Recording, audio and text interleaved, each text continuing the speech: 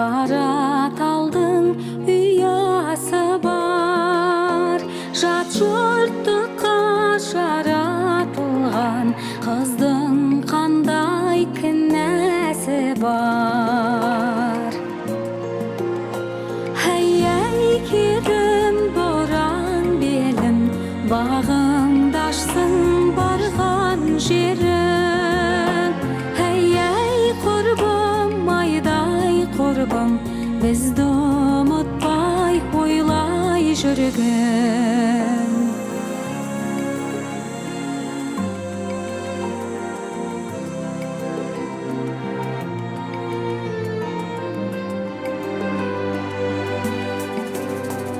Айдың көлдің қорағы бар, аққу қаздың сыңары бар. Қыдыр ата шағып кеткен қыздың қырық шырағы бар. Әй керім боран белім, бағыңды ашсын барған жерім. Әй құрбым, майдай құрбым, бізді ұмытпай ойлай жүргін.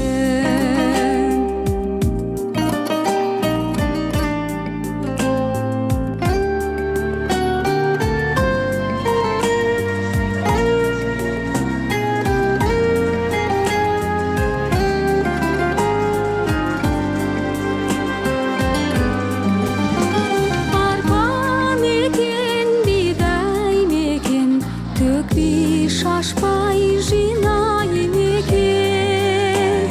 Туған жерін қыз баланың қимайтыны қинайды екен.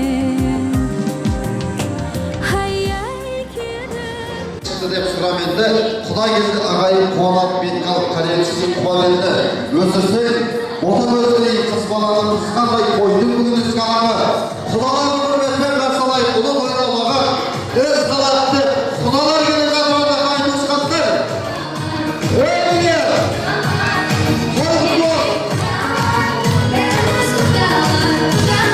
Жаңа құдалар ортағыры баша ағайын ұсқатты шағынан келдіңіздер.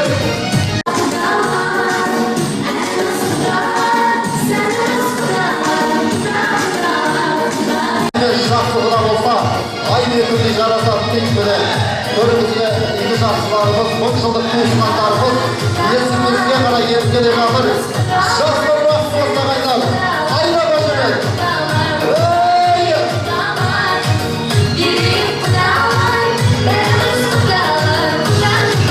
Қошемет, жас жүйттір, рахмет. Қошеметтің қойыңыздар, майыстыр музыка, той қошық болсын барша. Жаңа құдалар, келіңіздер. Әй бәрекет, қошеметтің қойыңыздар. Шашы болып жатырды.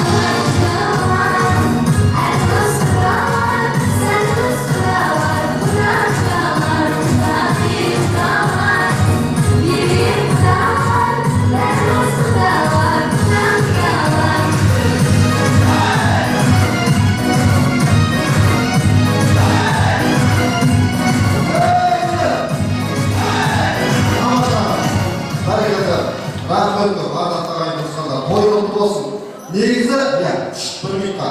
To'yni sizga saqlab Alloh aşkına ya. To'y bo'lsin. Ya, mamam жүреді ғой. Zanjar lapayımızlar ya. Ondan o'sha birga qo'ysak to'y qilib bo'lsin ya. Rahmet. Qo'shimcha. Jaga qasqalarimiz olsin ya. Barakatlar. Rahmet. Malma qarasam o'zidan o'zi qo'balchib жүр shunday kerak ya. Qo'balchimamiz. Mына баяғыда ya, қол деген дірдіреп тұр ya. Уайымдамаңыз ya. Мына баяғыда жезделеріміз айтатын ya. Мынау қыз бала ұзатып жатса қуаныңдар. Кейін отырғанса вообще басқадай жылайсыңдар деп ya. Сондықтан ya, балалар бақытты болсын дейміз, той қуанышты болсын. Қазір осы жерде бас құда мен құдағи бар ма? Bir қадам алға қарай шығыңыздаршы. Ya. Bir екі адам шығыңыз ya. Тамаша ya. Ya. Шулама енді, екі адам шығыңыздар, бәрекелді. Аға той құтты болсын. Алдарыңыз бақытты болсын ya. Аман жүріңіздер. Қазір енді атам мен апамды шығарған жоқпын. Бас құда мен құдағиды үлкен кісілер отыра берсін. Ya, төрінен қайта қозғамай, қазсыздар осы жерді қыздырасыздар. Өйткені той сіздерді көп құдай үшін. Аман қайда? Аман келсеңізші.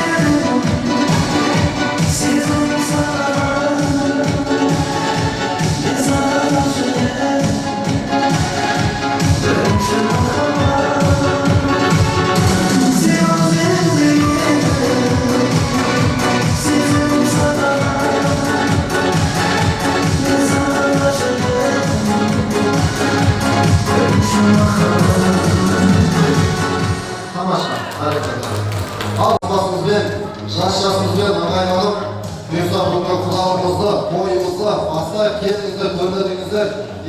Құдайдай сыйлаған халқымыз бүгін жайылып жастық, иіп төсек болатын жағдайымыз бар. Ардан ағайын туысқандар, астарында ешкім жоқ, қазанау жоғарыдай, өз уақытымызды өзіміз алмай, бір кісідей артасына қалмасына, ортада тұрмай, ортада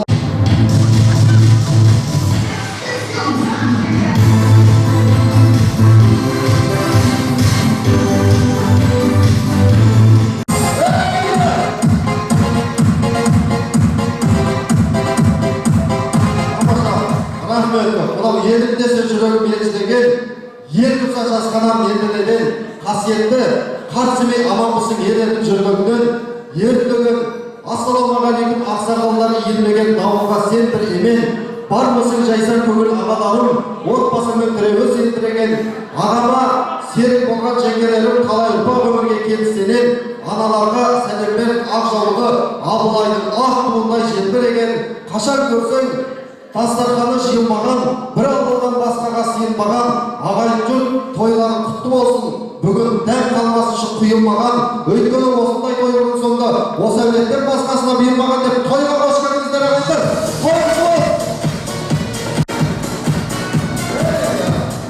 Тамаша, рахмет. Ардақты ағайын туысқандар, құрметті той қонақтары, құрметті төрімізге шығып жайлап отырған жақсы да жайсаң құда мен құдағилар. Бүгін енді біз қарамайық, сіздерге кішкене тосын сый болсын деп отырмыз. Ортаға екеу баланы шығартамыз. Шамы келсе шапалап, қолдан келсе қошемет көтерсе, пайғамбарда екеу баланы сыйлаған дейді. Ортаға екеу баламызды шақырып, той құтты болсын, қошемет ағайын туысқандар.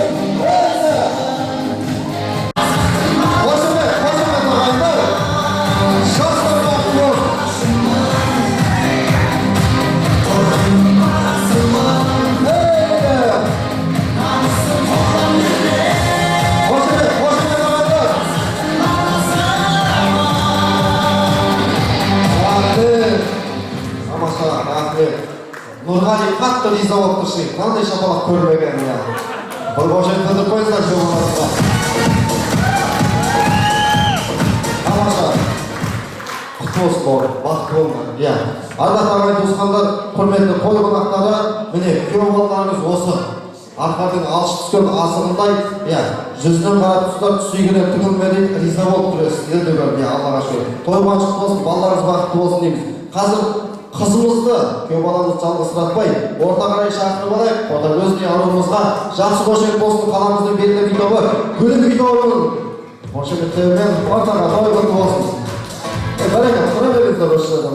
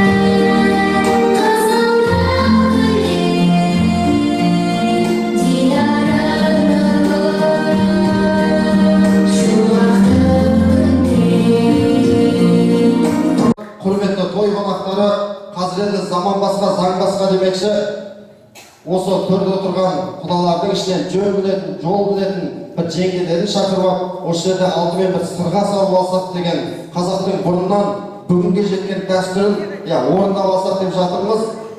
Одан кейін барып жастарды қайта мазаламай, ақ дастархан басына жайғастырсақ деп жатырмыз. Құда жақтан Нұрғали бауырымыздың жеңгелері бола ма? Бәрекелді, бір қошеметтеп қойыңыздар.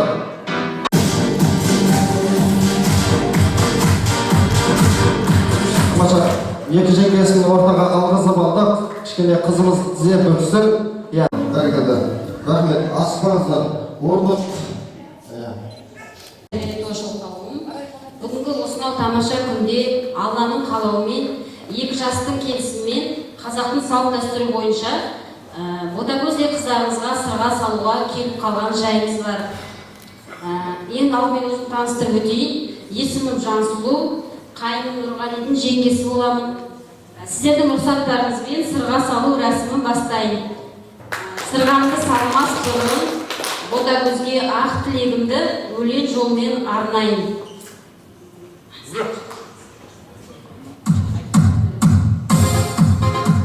Елімнің еркелеген шашпауысы, әке шешесінің мақтауысы, сен біздің әулет үшін жаралыпсың, қайынның таңдап алған таңдауысы. Көздеріңнен қобалжу көріп тұрмын, келінім алтындай деп сеніп тұрмын. Дәрежем бір сатыға көтеріліп, сырғаңды табу үшін келіп тұрмын. Қайын жұртыңның аяулы келіні бол, жан жарының сенімді серігі бол. Сәби сүйіп, кеңейтіп өрісіңді, отбасының ұйытқысы тірегі бол деп, келіміздің ақ көрпешесінен отыра алмайды екен. Ақ көрпешесі осы болашақ өмірі осы ақ көрпедей әппақ болсын деп, осы оюлардай өрілсін деп, ең алдымен үкісін тағып алайын, отыруға болмайды екен, енді үкісін тағып алайын. Тіл көзден аман болсын деп. Қошеметті қойып жағай достардар, қой, қуаныш қой. Тіл көзден аман болсын деп, үкісін тағып алайын.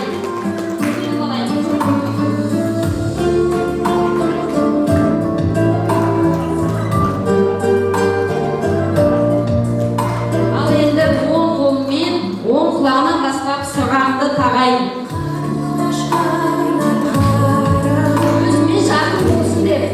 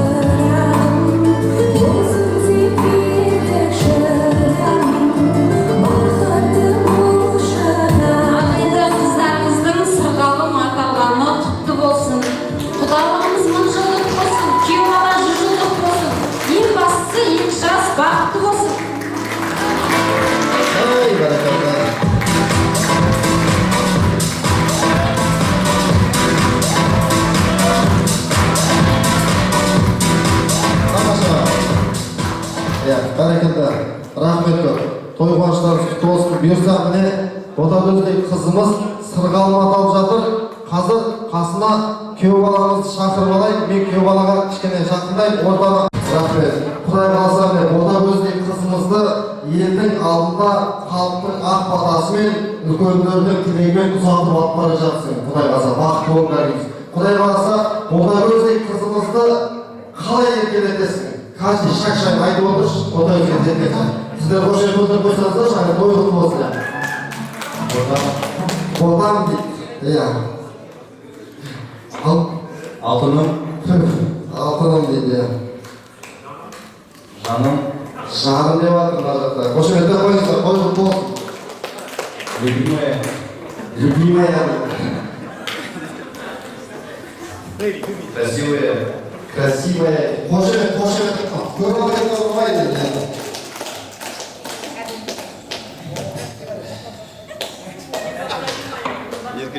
Боташ деп айтады. Боташ дейді.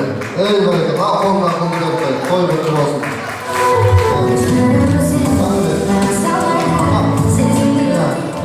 Күн өзіңе қояйық? Өзіңе ме? Біріншісін енеме берсем деген. Бәрекет, енеме дейді. Мама деп айту керек. Рахмет.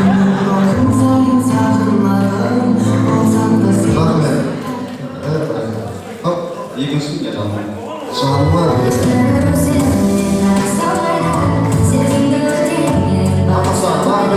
Қосыласқан қолдарыңыз мәңгі ажырамасын деп ата мен елге көреді дейді. Қазір біздің әулет жақтан бір үлкен кісілер болып болса, бәрекелді. Өзіміз жақтан бір апа-ұлама.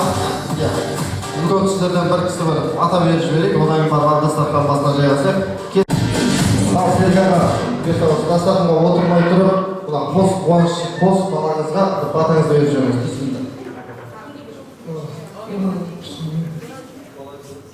Ал енді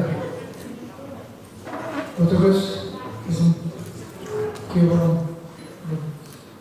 мына ақниеттерің құтты болсын. Шаңырақтарының алтын деңгейге махаббаттарын беріп болып, көбірек шүрлі ондар дендерін сау болсын. Бізге келіп қуаныш әкеліп берген қуаныштыққа бар. Ал аман-есен барлықтарыңызға тілейтінім осы. Әумин. Ал тұрмыша дастархан басына жайғасыңыздар. Бүгін бito, қош айтып ұтпайыңыздар. Жастар уақыт болсын. Той бастаймыз. Құлағыз құтты болсын.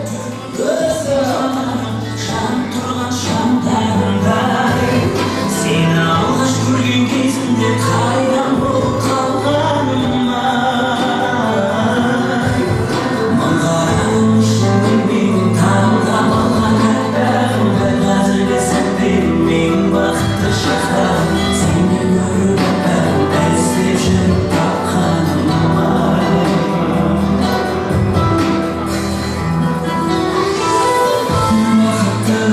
Сені менен басталған, күннің өзін жарық шашқан аспаннан, сезіміңе қатты мас болған мен.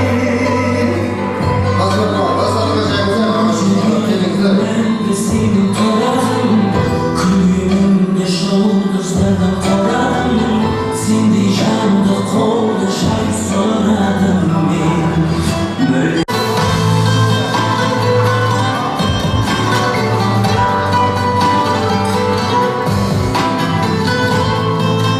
Ардақтаған туысқандар, мынау қазақтың киелі ғой топырағы, әрқашан той мен думан атырабы, қонағына қолғабағын жайып беріп өздері қалған жеп отырады дейді.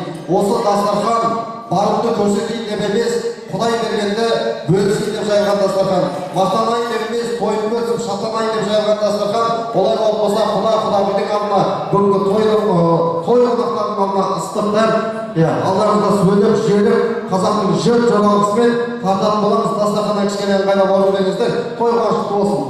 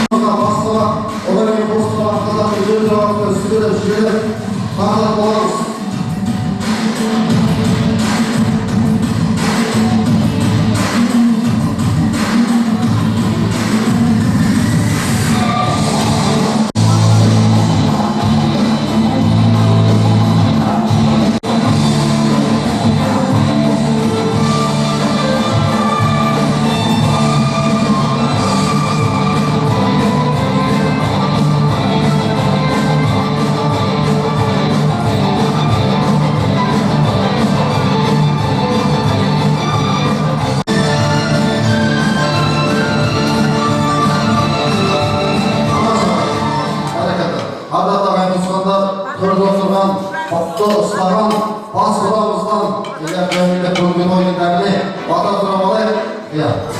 Болмасын, ұрып қиямасын, періштен қиямасын, жүрегі шарақтарын біліп болсын, осақаларын біліп болсын, ертілікті бәрі алма қабылдысын. Ақтарынан лақы етпесін, ақтарынан асы етпесін, өмелерін аты етпесін, еңдерін сабақтар аман болып, ел қана қуасияқты қорғайып, сәсәйлеріге тек қана лақы болып. Еліміз аман тұзын тыныш болсын. Айтқаныңыз мақтаналы, айтқаныңыз тамаша рахмет. Ауыздарыңыз дәмді болсын, тамаша ән. Сіздер үшін жастар бақытты болсын дейміз. Біз қазағын сұлтан еткен елім, біз құлының тұлпар еткен елім, көк байрағын қияшынға қарар.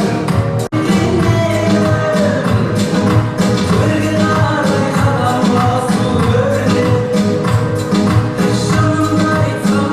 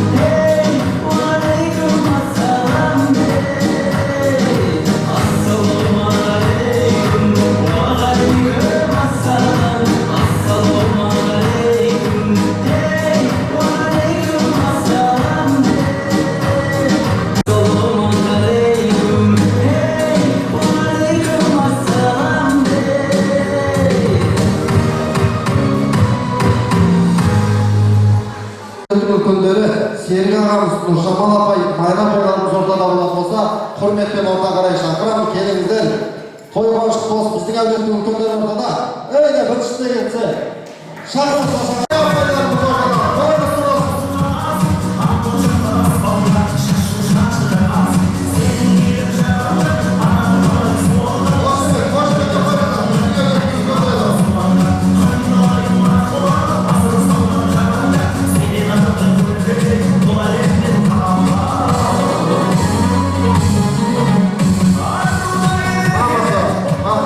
Серік аға чекен осы пока. Той қуанышты болсын. Серік ағамыздан бастайық, бәрекелді.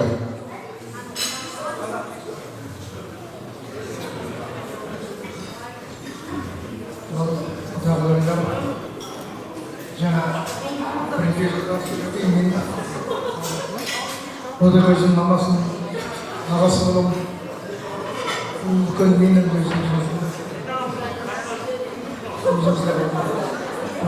жағындағы Ботагөздің Майра, менің атым Серік. Сол жағындағы шопырден қарындасымыз апаймен бөлек, оған бөлек. Ал енді құтты болсын, құда қалашылар, жастар бақытты болсын, ең басты көңіліміз. Ал Ботагөзге жасың ұзақ болсын, Нұрғали, аман есен, ақшашты, әзіз ана болыңдар, жауыңдар. Нарықтарымызға қиын болсын.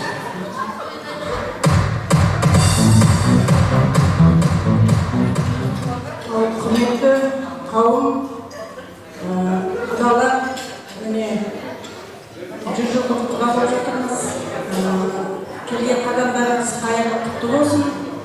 Осы екі жасымыз бақытты болсын. Нұрғали мен Бота. Шаңырақтары биік болса, балалар биік болсын. Бәрі жақсылықты тілеймін. Сіздерге де осы келген аяқтарыңыз құт болсын. Дендеріңіз сау болып, осы екі жасты әрқашан жақсылығына куә болып жүре берейік.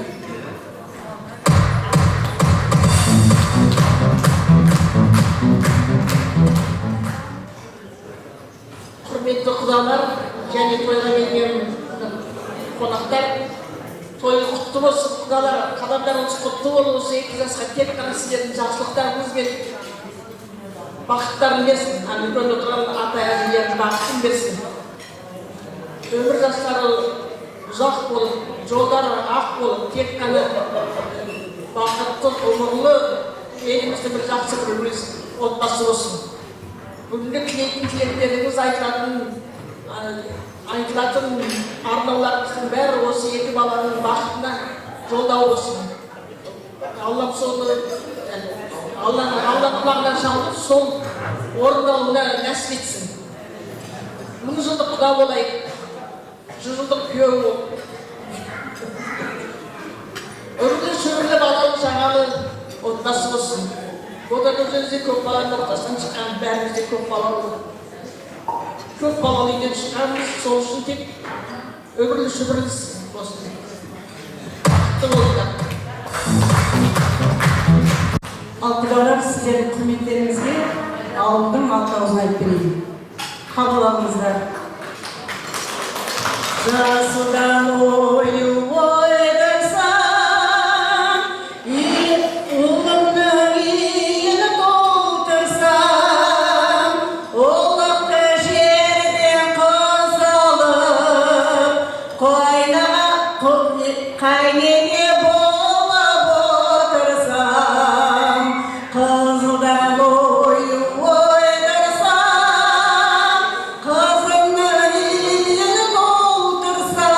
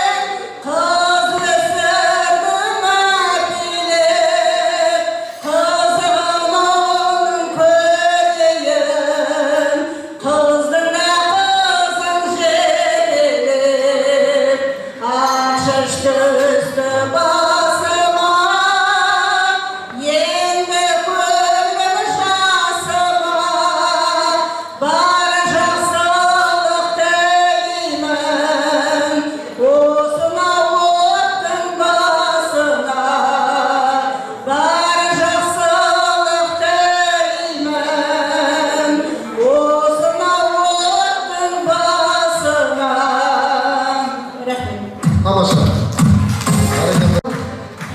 Иә, Шолпан апайымызға бір қошемет білдіріп қойыңыздар. Мынау, иә, Шолпан апай. Орта қарай келіңізші. Бұл кісі біздің әулеттің, иә, үлкені. Қазақ айтады, мынау орамал той болмайды, жол болады дейді. Бүгін осы мінекейіңіз. Тойың ашық болсын, атсалысып отырыңыз тойға. Бастатыңа жайғасыңыз, қошеметтеп қойыңыздар. Рахмет, біздің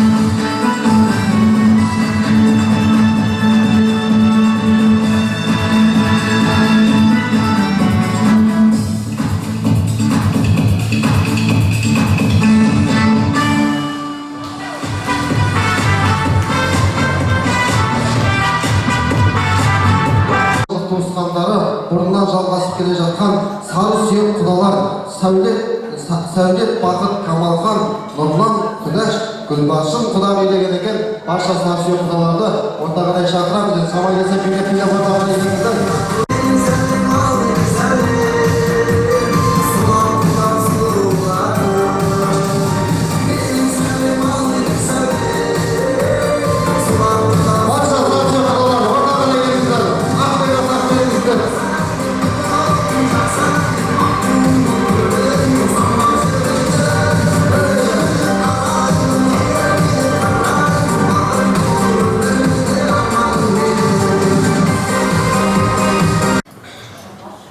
Ассалаумағалейкум дана халқым, әлемде теңдесі жоқ қара халқым. Тірілетіп бүгін той жасапсың, ұмытпай ата дәстүр салтын.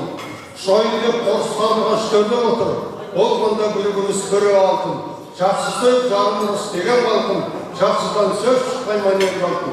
Жақсыменен құда болсаң бұқариде, болмайма жұрт алдында жүзін артым. Ассалаумағалейкум құдаларым, сіздердің өтімен қуанамын. Bir badan екеу бол, қалғылысын алладан сұрағаным. Ассалаумағалейкум құдаларым, аман есімде малдандарым. Bir badan екеу бол, орындан жатқандай армандарым.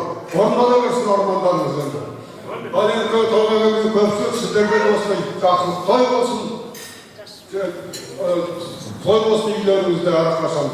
Еліміз аман, жұртымыз тыныш бол, екі жас бақытты болсын.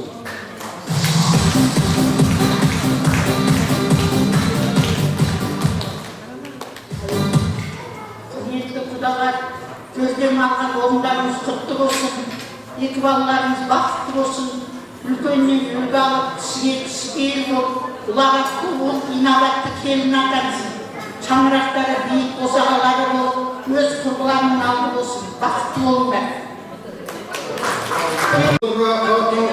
yüksek, toyların kutlu olsun, elbinin cırma olsun, aytılsın yürekten, dilekler kabul olsun. Kodan, oynayıp bile yüksek, aman esen yüre yüksek, göğsürgen mutlulukların, rahatın köre yüksek. Kızıkta kızıktayım, dünyaya kızıktayım, o günde ödem getir, onu da unutmayın. Kodan, oynayıp bile yüksek, Sivas'ın yüre yüksek, göğsürgen yeleri severim, kızığın köre yüksek. Tırdan barcan kırayın yay, şalkıp basıp kırayın yay, kuvanıştan tattıktan ey, ayırmasın kılayın yay. Kodan, oynayıp bile yüksek, aman esen yüre yüksek, göğsürgen omuzlardan rahatın köre yüksek.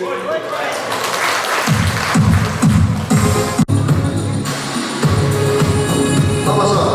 Sadece sınavına kadar anlaşılkan basın çekasınızlar.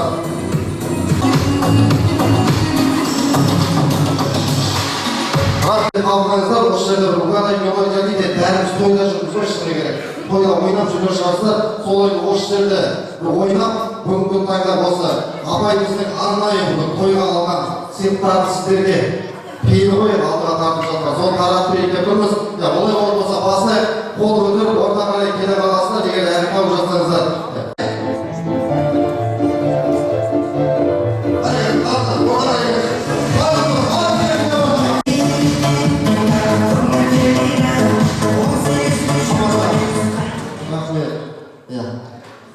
Жақсы, рахмет. Музыка қосып қойған сөйлемеңіздер ше. Ойбай, білесіз, тұратын соң музыка қосшы қайта.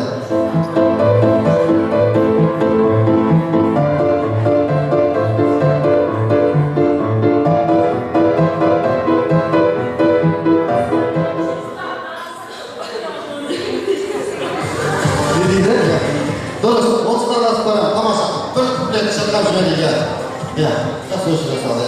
Bir жұмағына, бүгін бота көзін атып жатқан кезде. Рахмет. Сұқтанып. Басылай, сұқтанып тұрып жанары.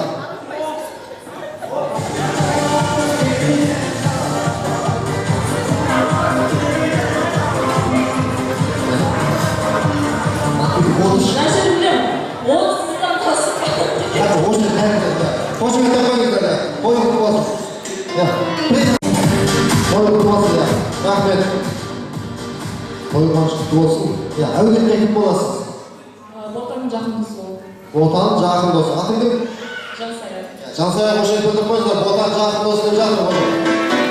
Басырға Жансая қойсыз.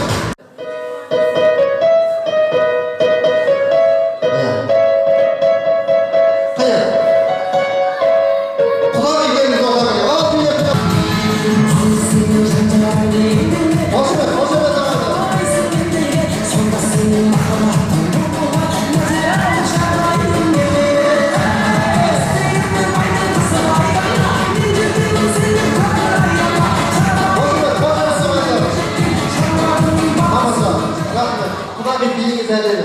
Сіздің жақсы билігіңізді келесі кезде байқағам. Рахмет. Атыңыз кім? Рая болады. Рая. Рая. Қош келдіңіз қойыңыздар. Біздің жаңа құдағиымыз ортада. Қандай? Аспанға қараймын, жұлдызды санаймын, соғыстың ішінде сен жоқсың арайым. Бәрекелді, қош келдіңіз. Аспанға қараймын, жұлдызды санаймын, соғыстың Рахмет, құдағи келді. Амасы жоқ, келіңіздер. Ортаға келіңіз. Қайда, келін қайда? Аржан, ана жерде көрсейді. Қош келдіңіз қойыңыздар. Той құтты болсын. Қойыңыздар болсын. Рахмет. Бәрекелді, мінекей. Сіз орын қойыңызшы. Сіз ортаға келіңізші. Келін қой, әулеттің келін ма? Бәрекелді. Рахмет. Қандай? Кім айтты? Қандай? Жастардан, достардан кім бар? Кел.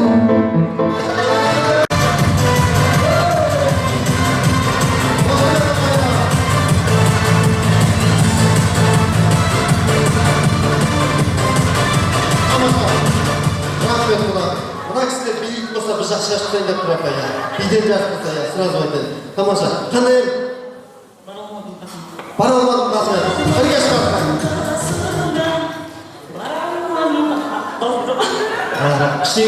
Ешкімнің дауысы жоқ шықты, я, құдағи. Я, бұлағы я айтып қой деп жатыр, я. Той құтты болсын. Сізге тойда тоғылмайсың. Я, қайда, плиз беді. Үй, бұлақ, кел.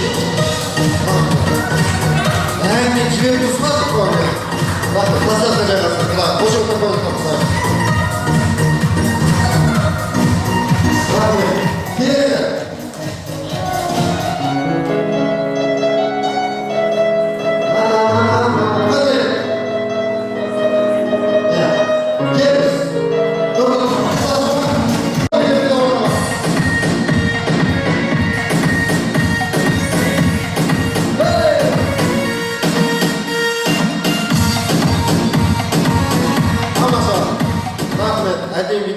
Атыңыз кім? Аружан. Той иесіне кім боламыз? Отан павильон. Жойған жақта барлығы, тамаша, рахмет. Қандай? Рахмет. Памет деген жоқ қазіргілер. Тұрасышы, өзі айтады ғой. Кеттік, ойсыз қайда қашты. Қандай? Бол жанында дейді. Бірге шырқайға. Бүгін біз алғызда. Тамаша, рахмет. Шырқасаңызшы. Музыканы қосшы. Сен басын көкімде, келді жүйді, жадырап көктімде, мұңды көктімде, көңілім көз болып, көңілім кеткенде, бол жанымда.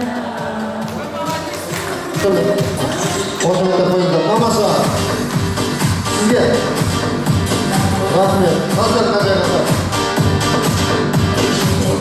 Ya, kelesi. Kelesi. Ya, apaqni bilmaydi o. Ya. Qanday? Kelsiz. Bizga, ey barakat, al bir.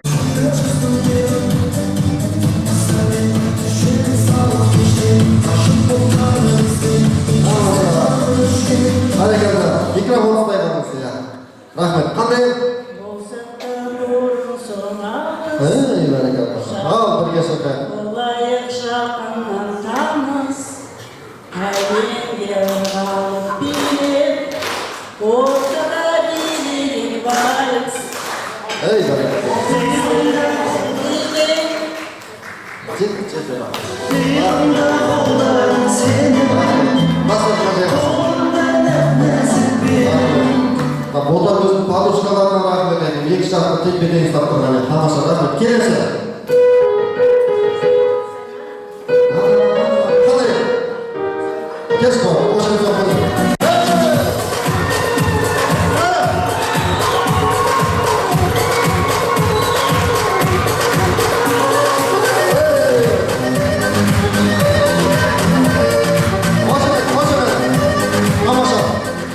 Mikrofon sayıda. Adı kim? Nurjan. Той иесі ағалары. Анау күйеуінің досы. Күйеуінің досы ба? Бәрекет, Нұржанға қошақ білдір қойыңыздар. Күйеуінің досы деп жатыр айтады. Тамаша, қандай? Қайда қошы дейді?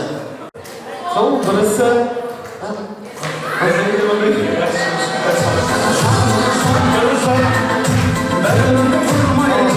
Рахмет. Анау қыздарға беретін сыйлық емес па? Өзінің қыздарға әйелі береді. Ой, тамаша. Келесі.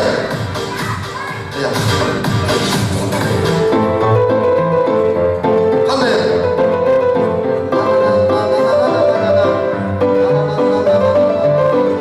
Қандай? Қартаспайды, қартаспайды. Ал, бейді бейді.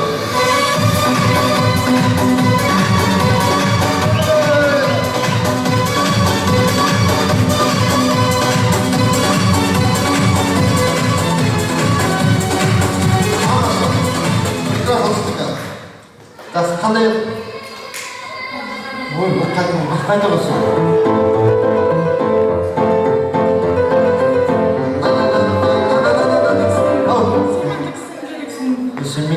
Халыққа қарап өтсінші. Қош өте қойыңыздар. Жастар, қосылмай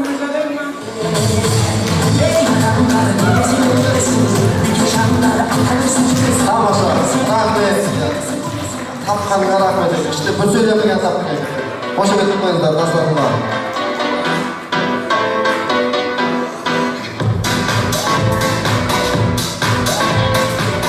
Рахмет. Бүгінгі тойдың иесі болатын болса, ол менің апайым, мамам Зәмзәгүл апай. Ортаға бір шақырып алайын, сосын той болашық болсын. Жақсы шапалақ соғып қойыңыздар. Құлақтағылар жаңа келген әсіресе. Рахмет. Той құтты болсын. Мама, көңіліңіз қалай? Жақсы ма? Өте жақсы. Өте жақсы болса, қазір мамамыз көрсетеді. Көңіл күй қалай болып тұрғаны. Кішкене діріл басылықты бағанағыдан қарағанда, Аллаға шүкір. Той құлашық болсын. Мама, қазір музыка қосамыз. Музыка қосылған кезде сіз билейсіз. Келісті ба? Бір 10 солыр лақтыра бермеген жоқ, бір музыканың қарымен әдемілеп билейміз. Кеттік майыстромызға. Жақсы біраймыз, 30 таныстырам мамамыз.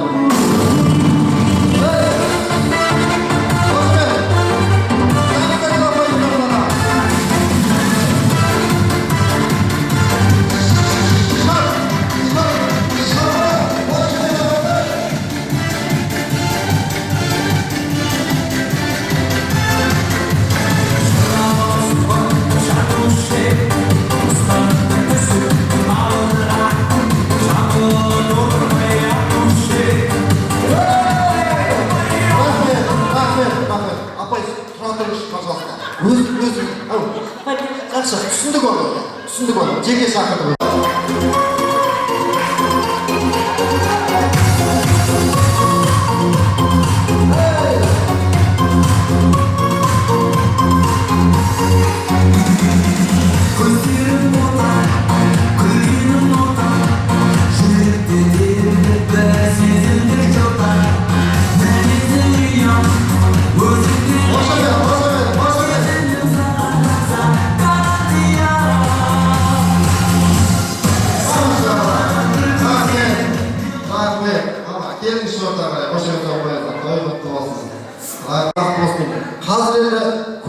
Жақсы деп жатыр.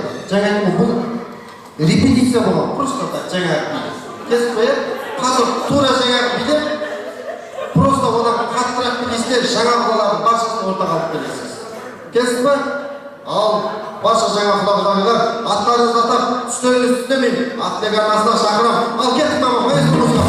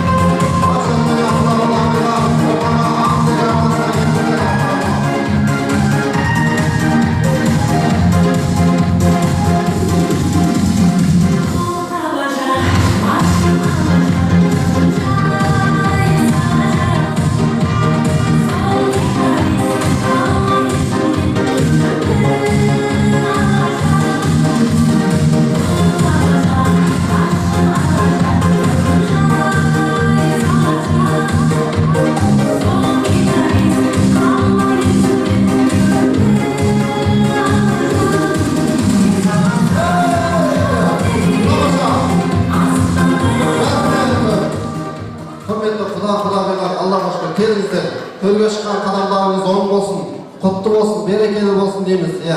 Рахмет. Құдағиға рахмет. Мен мамамды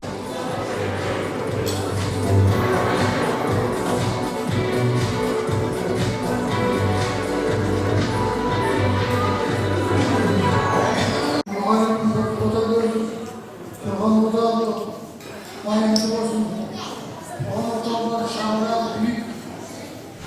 басы берік, тілегесі кең болсын. Сүйті жанға, сүйті малға, жанға толсын. Өмірді шүрілі болсын. Аталашқа ата кеткен дүбірлі болсын. Екеуі бақытты болсын. Ал енді осы айтқан тілегі періштенің құлағына жалынсын.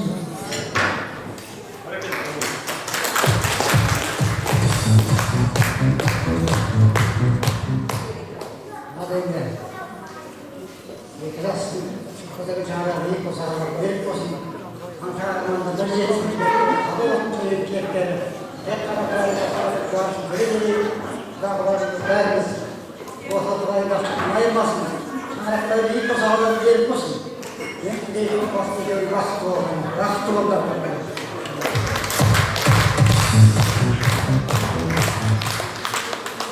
балаларым, оталарым, шаңырақтарың биік, босағаларың берік болсын құлындарым. Ішім жанға, сыртым алға толсын. Босағаларың оң жағы алтыннан, сол жағы күмістен болсын балаларым. Сізге келген туыстарың соған атын байласын құлындарым. Балалар, немерелерің мінген жорға жоғатай болсын, жоғалатып келгенде осы халықтың көңілі жай болсын алдым. Балам бақытты болсын. Айналайын бота-боталарым сол, құлындарым.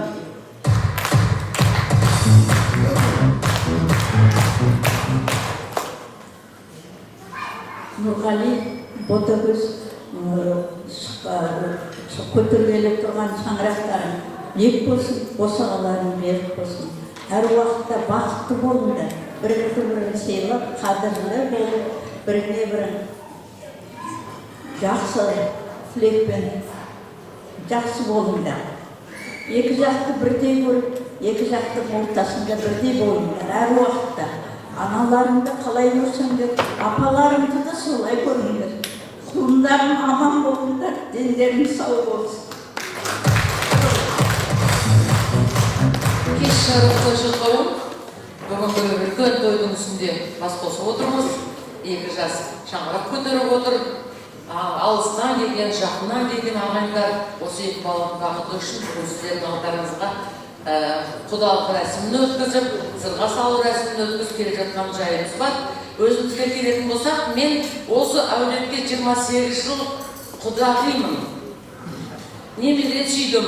Енді Алла тағала нәсіп етсе шөбере сүйемін. Өрісім кеңейген осы әулеттен келін алған бір құдағимын деп есептесеңіз болады құдағи. Енді мен генерал құдағи болыңыз, енді арғанда сияғыңыз әлі кетпеген жас құдағи боласыз.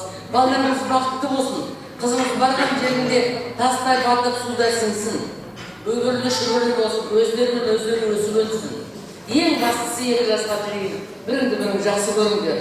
Ата-аналарыңды сыйлаңдар. Одан басқа şey керек жоқ. Басқаның бәрі, әулеттің бәрі форточкадан кіре береді сіздерге. Бақытты болыңдар.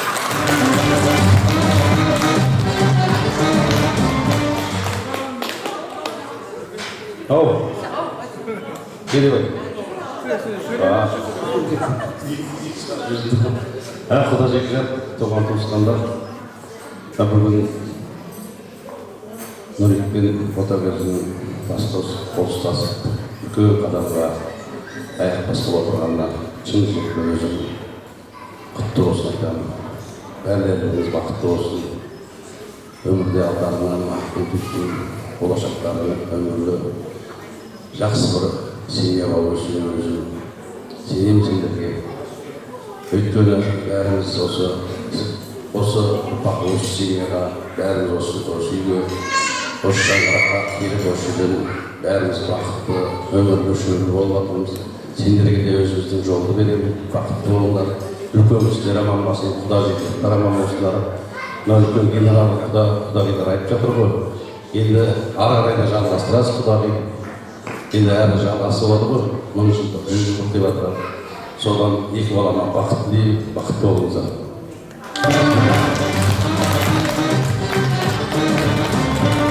Жастарымызды мына жерде үлкен апайымыз алдарыңыз бақытты болсын, соған қуаныштар тоймай, әрқашан жүрегімде қуаныш болыңыз.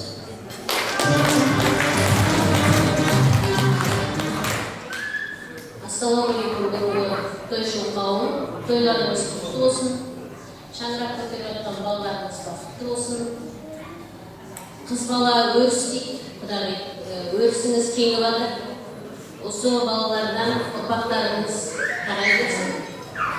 Біз енді өзіміз таныстырып кетсек, осы жерде Жанар Құдағидің, біз Жанар мен Нұрлан Құданың Құдағиге құдасымыз, аузымызды ашып, көзімізді ашып көрген, аузымызды ашып өткен бірінші Құдағиларымыз, мына жерде отырған үлкен аналарымыз бен аталарымыз, біздің үлкен құдаларымыз, сіздерге де тойларыңыз құтты болсын дейді. Балаларымыз бақытты болсын. Біздің кішкентай сары өрегіміз кішкентай ғана бөпе болатын үлкен азамат болып қанаттанып жатыр. Шаңырағың биік, келегені кең болсын бала. Терезең тең, әрқашанда құрбы құрдастарыңның алды болып, еңбегің жанып, артынан ерген бауырларыңды қанаттандыр.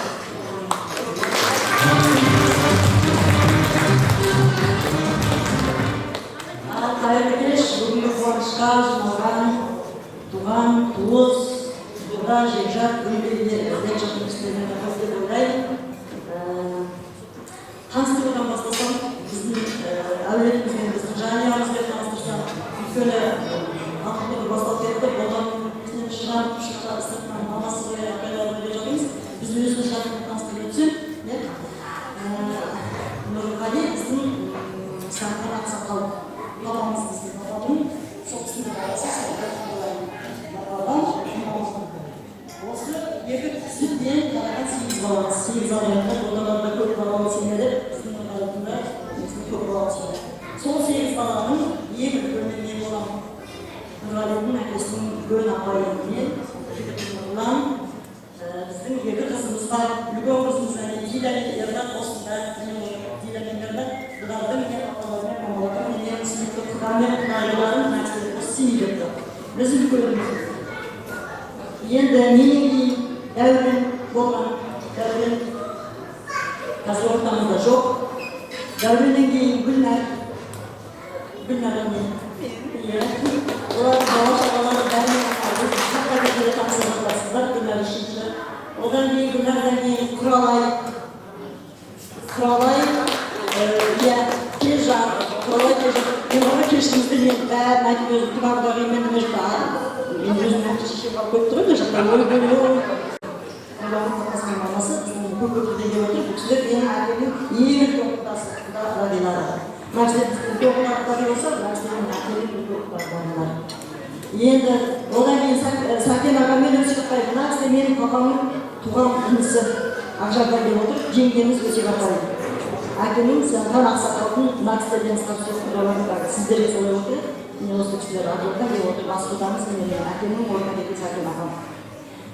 Мамамның басында, папамның орнына тұрмыс қойды. Сол папамның орнына, атамның орнына, Құралайдың үлкені ғой менің не болса да. Жарық арқылы ол шығып кететін ем, Құралай дедім, иә? Ол шығып кететін ғой. Өзі шатастырмамыш мені. Өзі так шатастырып кеттім өзім, ашылып қасаққа кеттім. Төртінші семьяда бізде Құралай мен Күлжан. Жоғалмады жазырақ, екі қыз болар, ұлы келді, посол, алматыдан келді. Құралайдан кейін, Құралай, Дәулет, Нұрғалидің папасы Дәулет болған. Дәулеттің міне келіншегі Жансұлу біздің ортамызға сырға сақтыр баладан отырған біздің сүйікті келініміз, біздің әулетіміздің шаңырағының иесі, бес қыранның мамасы, біздің бәріміздің үміт артып отырған, үкілеп отырған өзіміздің келініміз, сұлуымыз, сол сұлудың жолын ботаға береді деп ойлаймын. Эстафетаны бота принимает. Сұлудың несі көтерілді, біраз статусты. Сұлу сен қолың жылсы қозаласын. Дәулеттен кейін бізде толқын, шатастырма, толқын Айдын екеулері Алматыда өздері келіп алмады, орнына Айдынның мамасы Құдағиымыз Гүлбарам Құдағиым келді айымыздың. Толқынымыздың Айдынның мамасы. Толқыннан кейін уже Арай, ішіміздегі кішіректер десек, ішіміздегі кішірек ең үлкен тұрған жігіт мына жігіт. Арай, күйеу баламыз Асқардың туған апайы, біздің құдашамыз, Рая құдаша. өздері кішкене болса басқарып ұстап мынада көрдіңіз ғой байқаңыздар баяғы қоңырайқан ана отырған дәужік мен екеуіңді қойып қасында асқар 2 метр болып отырса қандай сол сияқты енді иә семьямыздың ең кенже сүт пенжелері Назгүл папамның ең кішкентай сүт пенжесі Назгүл мен Қанат олар өскеменнен келді бұлардың 2 қызы бар қыздары аяқта тойда болып кішкентай ұлы Нұрәлі осында міне бүкіл біздің аяқ өзіміз нешесі құда-құдағиларымыз алып етті сол дәулеттің өзіне ең жақын туған апайлары 2 қыз 6 қыз 2 ұл болған келеді мен бәрімізді сол дәулетіміз өзіміздің туысқан туған-туыстарымыз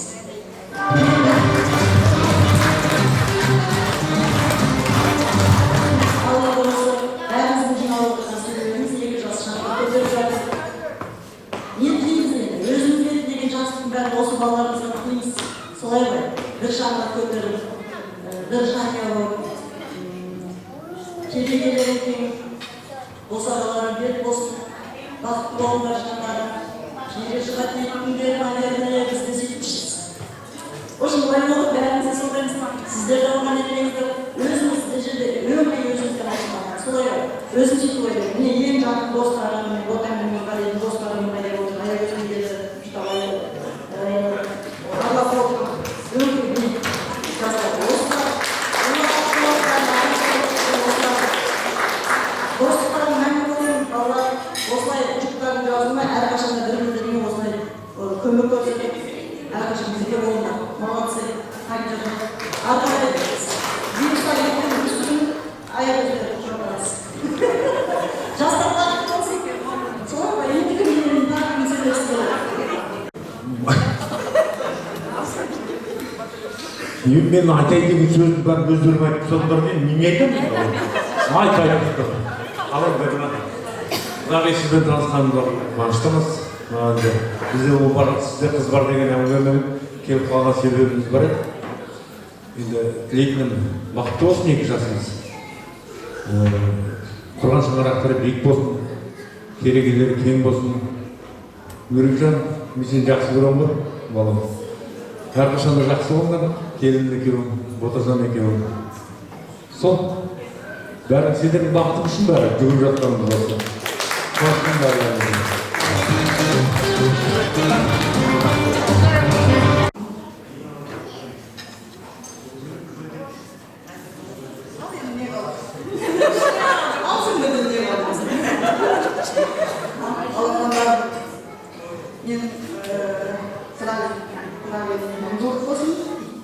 менің дәулетімнің бауырымның жалғыз бауырым соның ұрпағы Нұрғали менің балам мамасы менің сразу сұрақ бәрі маған прямой менің балам екеуі бірдей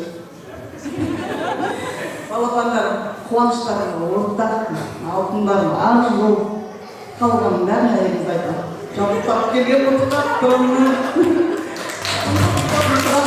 бақ тілеп кәлі күшті балаңыз бақытты болсын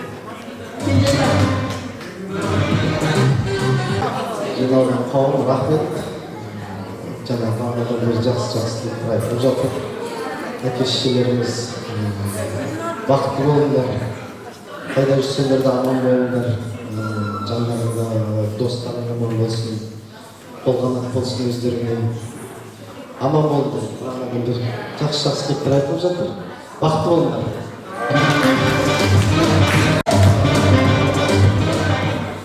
енді Нұрик, Бота, жандарым, құрған шаңырақтарым биік болсын, босағаларым берік болсын, керегелері кең болсын, терезелері тең болсын. Сендерге бақыт тілеймін, денсаулық тілеймін, сендерді жақсы көреміз, тек қана жақсылық. Сол үшін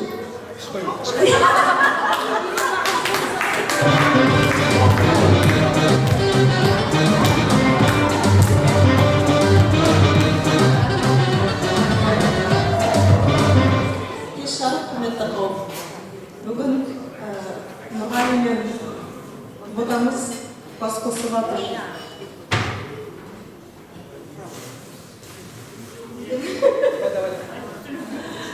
Бүгінгі күн 2 жастың, 2 жүректің, 2 бірдей елдің тағдырын шешенің сондай қасиетті күн.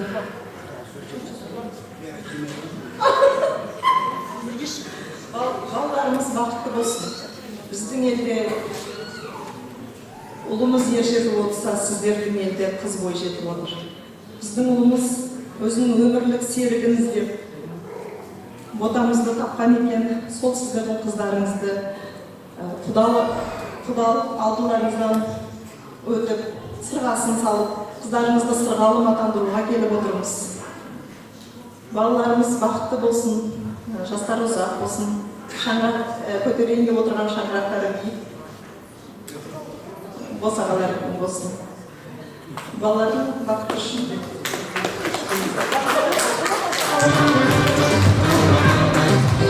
Құдай қалады, тойларыңыз қайратты болсын.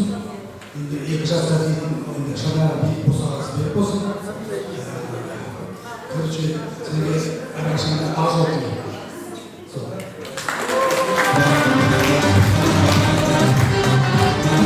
Өзі аттан жылсақ та салттан жығылмаған қазақпыз. Осы мен мамамды және Серік аға атаймыз, орта қарай шақырмайықшы, бір қошақ көтеріңіздерші. Тамаша. Мама, келіңізші. Серік аға, кішкене жақындап тұрыңызшы. Рахмет, осы қарай келе қалыңыз. Той қуанышты болсын. Рахмет. Және сіздер жақтан бас құда мен құдағи, бәрекелді. Орта қарай келе қалыңыздар. Той құтты болсын. Төс қағызды. Ой, бәрекелді. Рахмет. Той қуанышты болсын. Бәрекелді. Бәрекелді. Әңгіз тұр өзі. Бақыт болсын. Құдағи. Айелердің тойға достап барайық. Рахмет. Той құтты болсын. Рахмет. Серік аға. Орта қарай жақындаңызшы. Орта қарай. Құда, ақсақал орта қарай жақындаңыз. Сізде келе қалыңыз. Мына сіздердің төс қақсуларыңыз түсінбей қалды. Халық әңгімесі тұр екен деп ойлап қалды. Білесіздер ғой, баяғыда төс қақсылған кезде шақырбет жоқ кезде аға. Шақырбет жоқ кезде екі құда төс қақсылған кезде біреу ана таудың басына шығады екен, біреу мына таудың басына шығады екен, сөйтіп 180-мен жүгіреді екен. Сөйтіп 180-мен жүгіреді екенде пақ ете қалады екен. Маңайлар ағай туысқандар аналар құда болды деп шақырып елес тойға келе береді екен. Енді қарсы жолды жасайық десек кішкене ақсақал үлкен төс сияқты. Сондықтан осы жерде төс қағысты қойыңыздар, енді жүгіртпей қойып үлкен төс екен. Бәрекелді, қош келдіңіздер қойыңыздар.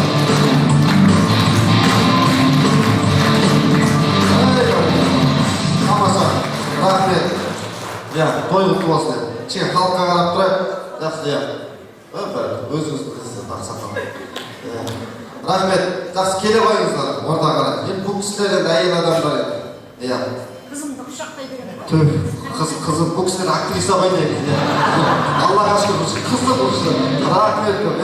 Менің үлкен баламмен жасты, мен қызымды келесің. Бәрекелді, дұрыс айтасыз. Мама дейсіз ғой, мама деймін тұр екен.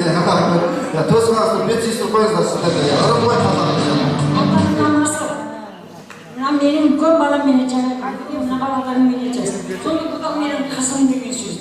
Енді құдағи болып шығып тұрсыздар ғой, енді бір бет сүйістіріп қойыңыздар, енді қызыңыз болса, бетіне сүйіп қойыңыз қызыңыз.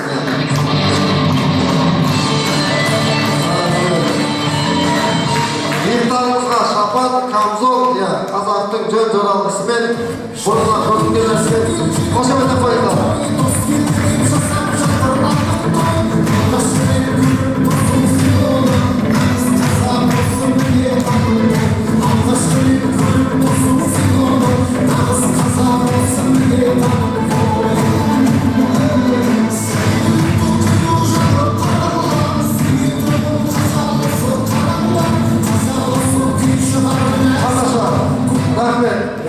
Серік аға, барлығымыз ана жердегі баннерге тұра қалайықшы, құда-құдағымен мамамыз бар, Серік аға, барлығымыз бір фотоға түсіп алайық.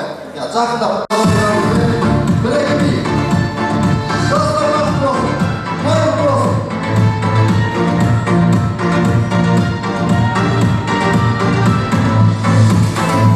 Gözümde gözün havalı, onları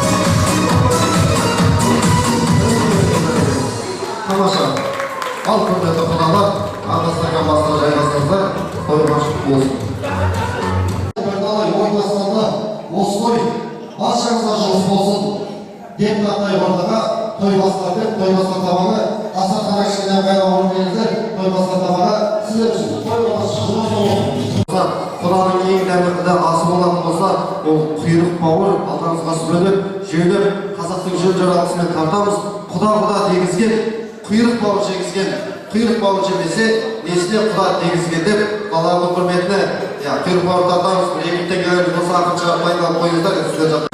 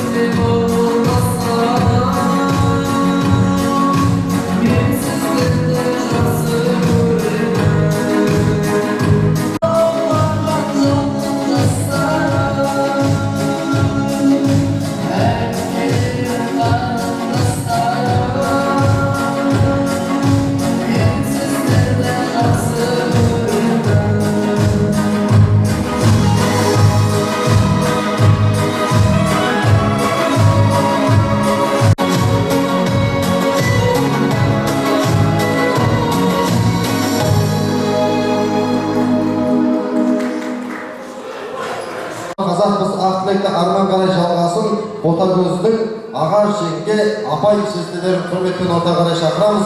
Сәлімбек, Шолпан, Сабыржан, Алмагүл, Берік, Ерік, Жанат, Санат, Меруем, Елдос, Айдын, Жайна, Жандос, Жазира апай, Төлеген, Гүлдана, Айдос, Айдын, Дархан, Ақжан деген екен. Барша аға жеңге апай шешелерді құрметпен орта қарай шақырамыз. Келіңіздер. Қойғашын болсын, ақтағандар. Келіңіздер. But you live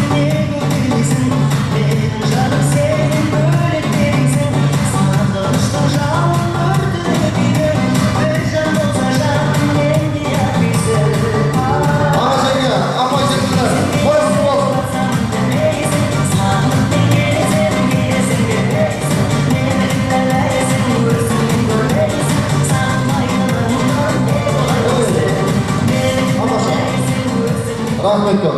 Иә. Сәлеметсіздер ме, тойшыл қауым? Құдалар қадамдарыңызға гүл бітсін. Жаңа 1000 жылдық, 100 жылдық дейді.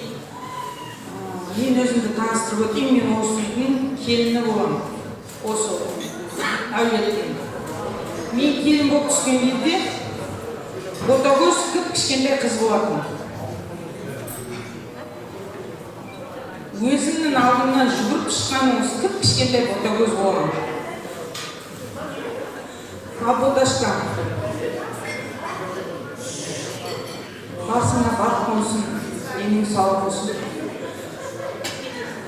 Тапқан қасындағы жолдасың, бірге үлкен өмірге бірге аттанып бара жатсың.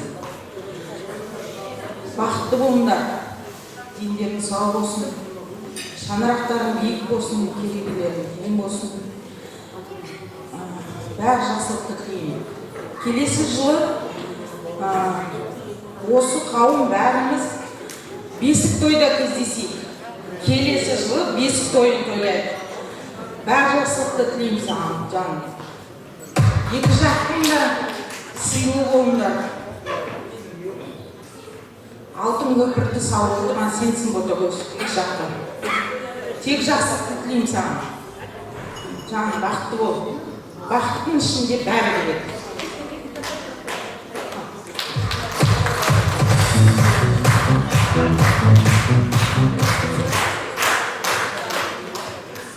Құрметті құдалар, құдағилар, келген қадамдарыңызға гүл бітсін, тойымыз тойға ұлассын. Мен енді өзімді таныстыра кетсем, ботагөздің апайы, атын Жайнан болады. Ботагөздің мамасының сіңлісінің туған кенже сіңлісі. Енді бүгін осы Нұрғали мен ботагөздің қуанышына жиналып отырмыз. Бәріміз ұзақ тілегімізді айтайық деп, осы екі балаға не дейміз, осы екі бала бақытты болсын. Осылардың бақытынан басқа бізге ештеңе керек емес. Тек осылардың бақытты болып, өмірлі шүбірлі болып, бір үлкен отбасы, үлкен бір семья болғанын көрейік. Сендерге тек бақыт тілеймін. Құрған шаңырақтары биік болсын, керегесі тең, терезесі тең болсын. Осындай әрқашан сен ол жақта сыйлы бол, ботагөз. Нұрғали, сен бір жаққа сыйлы бол. Екі жақта екеуің бақытты етіңдер енді. Тек жақсылық болсын. Осындай достарың, туысқандарың көп болсын. Тек қана ақ тілек тілейміз енді, одан басқа тілеріміз жоқ. Бақыттан басқа бақыттың ішіне бәрі кіреді. Ең басты үлкендеріміз аман болсын. Осы шаңырақтағы өздерің аман болыңдар. Барлықтарыңызға денсаулық тілеймін. Шаңырақтарыңыздан той кетпесін. Үлкен бір ақ басын тірер отбасы болыңдар. Тек бақыт тілеймін.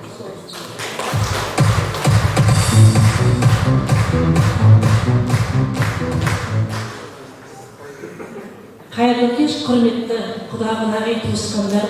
Төрден алған орындарыңыз құтты болсын. Құдалығымыз 1000 жылдық, 100 жылдық болсын. Тойыңыз той боласын. Енді мен өзімді таныстырып өтсем, сіздердің құдағиларыңыздың апайы боламын. Атым Албаны, Ұршар ауданында Жуан ауылы деген ауылда. Енді біз өткенде Құралай құдаша, Арай құдашамен біз уже таныс, туыс болып кеттік. Сырласымыздай сырласып, бізде бәрі біліп жатырмыз. Міне бүгін үлкен қуаныш, бұл қуаныштың ішінде бәрі бар, бақытты, осы екі жастың бақытты, осы ақ тілегіміздің ішінде. Бота, Нұрғали, бүгінгі шаңырақтарың биік, босағаларың берік болсын. Не айтамын, тек қана бақыттың төрінде болыңдар, әрқашан дендерің сау болсын, арттарыңнан ерсін, 1000 ұрпақ, тойымыз той қаласын.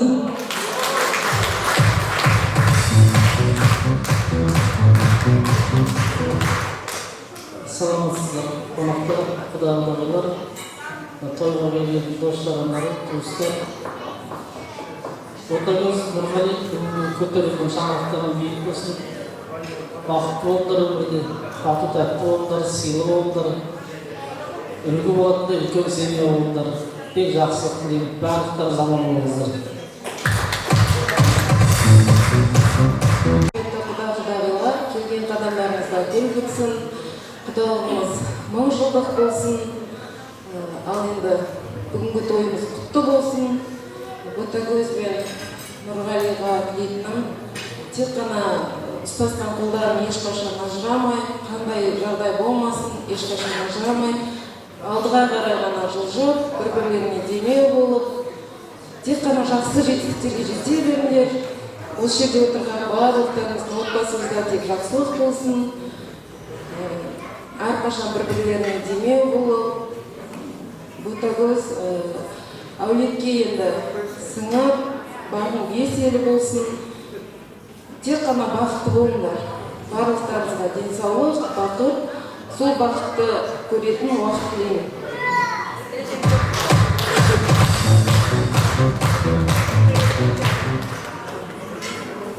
Нұрғали,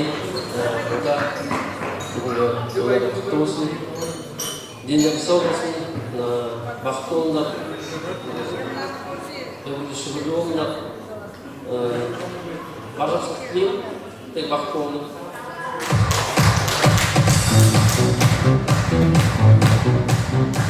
Ал енді сен жігітке той құтты болсын. Ал Нұрғали, Бота енді бақытты болыңдар, тек қана сендерге денсаулық тілеймін. Екі жаққа тең болыңдар енді, өмірлі шүбірлі болыңдар, үлкен бір отбасы болыңдар. Еліміздің бір мақтанышы болыңдар. Тек қана жақсылық тілеймін. Енді плюс бір бал жауын деді маған. Қайырлы кеш тойға жиналған қауым. Мен өстіп бастырсам, біз Ботагөз екеуміз бір үйде тете өскен бөлеміздарымыз, екі апалы сіңлілінің қыздарымыз. Алдыңғы жылы мен тұрмысқа шыққанда Ботагөз мен шашбауымды көтеріп қыз жолдас болып, бүкіл міндетін атқарып берген еді. Міне бүгін өзінің де отау тігіп, өз алдына отбасы болып жатқан жиынына келіп жатырмыз. Бота, саған барлық жақсылық тілеймін, өзіме не тілесем барлық жақсылықтың бүкілін саған тілеймін.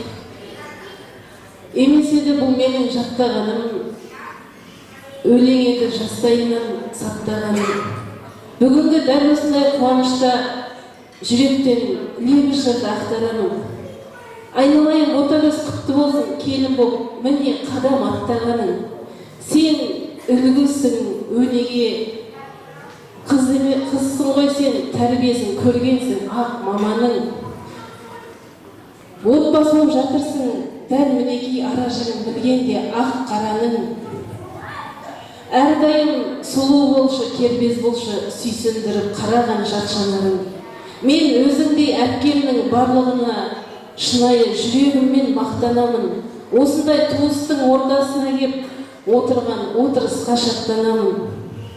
Ең бастысы бақытты болыңдар, қалғаны жаратушы хаққа мәлім.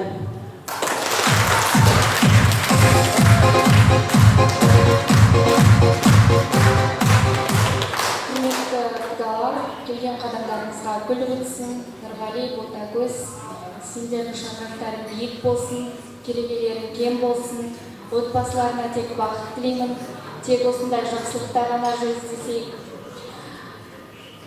Осы айтылып жатқан дұға тілектердің барлығы тек Алланың құлағына шалынсын. Ең әуелі Алла және сенің анана, нағыз осылай адамдарды шақырып жатқанына тек қана бақытты болыңдар. Бесік тойда ғана жүздесек, аман болыңдар. Тамаша, рахмет, Аллаға шүкір. Иә, концерттеріңіз беріп тұрыңыз, кәсіпкер болып. Той иесі риза болып тұрады.